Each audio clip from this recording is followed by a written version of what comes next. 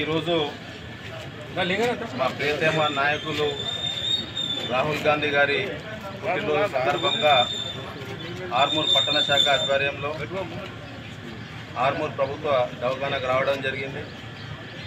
ఇక్కడ గర్భిణీ స్త్రీలకి, డెలివరీ అయిన స్త్రీలకి, అక్కడ ఉన్న పేషెంట్లకు అందరికీ కూడా పండ్లు ఇచ్చి మన నాయకుడు పుట్టినరోజు సందర్భంగా ఆ నాయకుడు సంతోషంగా ఆరోగ్యాలతో ఉండాలని చెప్పి కోరడం జరిగింది.